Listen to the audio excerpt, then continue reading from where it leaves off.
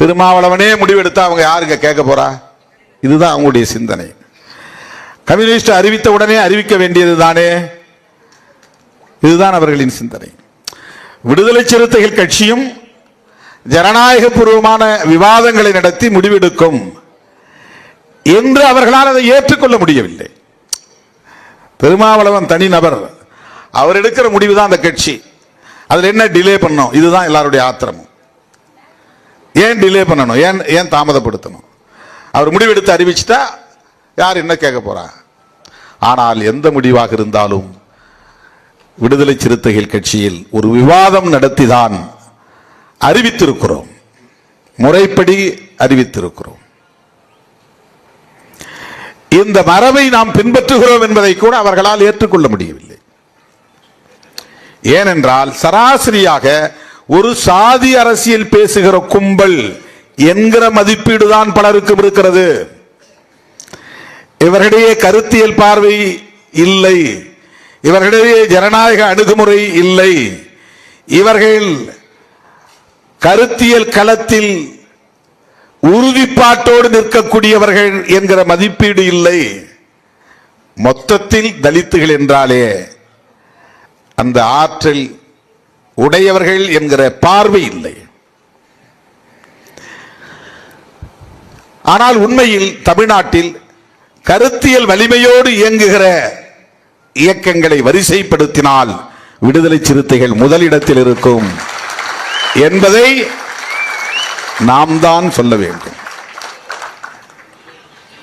வேறு யாரும் சொல்ல மாட்டார்கள். தேர்தல் நேரம் இல்லாத நேரத்தில் தமிழ் தேசிய எழுச்சி மாநாட்டை நாம் நடத்துவதிலிருந்தே நாம் எந்த அளவுக்கு கருத்தியல் களத்தில் உறுதிப்பாட்டோடு இருக்கிறோம் என்பதை புரிந்து கொள்ள முடியும். ஆனால் அவர்கள் அதை புரிந்து கொள்ள மாட்டார்கள். பொதுவாக தலித் அமைப்பு என்றால் வெறுமன சாதியாய் கூடுவார்கள், அம்பேத்கர் அம்பேத்கர் என்று முழக்கமிடுவார்கள், நீலக்கொடியை உயர்த்தி பிடிப்பார்கள், பாபா சாஹேப் என்று ஜெய்பீம் என்று கூச்சல் போட்டுவிட்டு கலைந்து போவார்கள் என்கிற ஒரு பொதுவான மதிப்பீடு பலருக்கும் இருக்கிறது. அவற்றை எல்லாம் தகர்த்து பொடி பொடி ஆக்கிய இயக்கம் விடுதலை சிறுத்தைகள் கட்சி.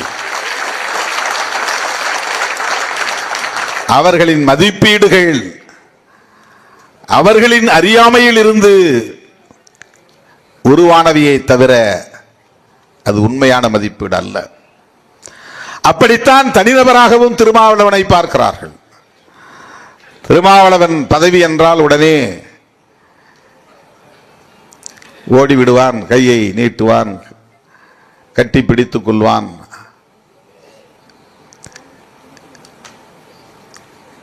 விலை பேசிவிட முடியும்.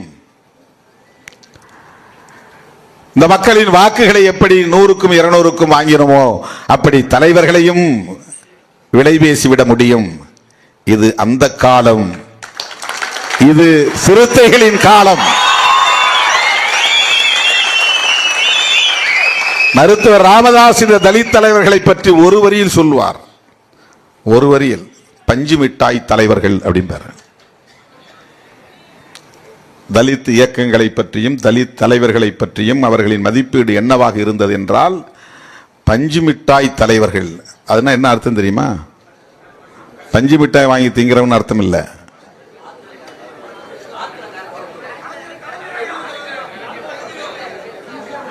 பஞ்சு மிட்டாய் இவ்வளவு பெருசு கூட செய்ய முடியும், வாயில் வச்சா சப்புன்னு போயிட முடியும், ஒண்ணும் இல்லாம ஒரு உருப்படியா இருக்காது. பார்க்கறதுக்கு பெரிய பிம்பத்தை உருவாக்கி வச்சிருப்பாங்க, உள்ள போய் பார்த்தா ஒண்ணு இருக்காதுங்கிறது அதுக்கு பொருள். நீங்கள் நினைக்கிற தலைவர்கள் சிறுத்தைகள் அல்ல. உங்கள் மதிப்பீடு உங்கள் அறியாமையின் வெளிப்பாடு, அவ்வளவுதான்.